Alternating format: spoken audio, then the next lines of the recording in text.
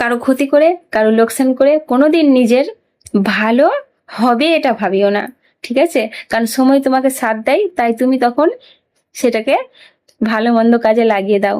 দেখো, মানুষ যতই ধনী হোক কোনোদিন সুখ শান্তি ভালোবাসা এগুলো কিনতে পারে না। কাউকে তুমি কষ্ট দিচ্ছ, কাউকে তুমি ঠকাচ্ছ, ভাবিও না যে আমি খুব বুদ্ধিমানের কাজ করছি বা তাকে আমি খুব বিশাল বড় বোকা বানালাম, এটা নয়। বরং তুমি তাকে ধন্যবাদ দাও যে তোমাকে সে ভরসা করেছিল বলে তুমি তাকে ঠকানোর সুযোগটা পেয়েছো। দেখো, বয়ে যাওয়া সময় আর ভেঙে যাওয়া মন, বিশ্বাস আর ভরসা আগের মতো কোনো দিন ফিরে আসে না।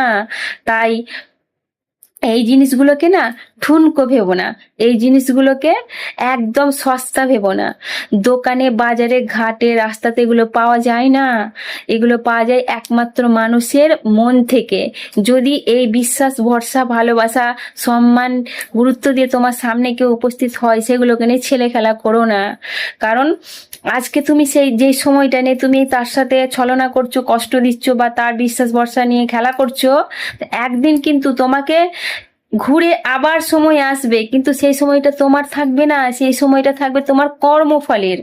তাই ভাবা চিন্তা করে না মানুষকে বোকা বানানোর চেষ্টা করো, ভাবা চিন্তা কারো বিশ্বাস ভরসা নিয়ে ছেলে খেলা করার চেষ্টা করো। কারণ ঈশ্বর না ছাড় দেয়, ছেড়ে দেয় না, ঠিক আছে?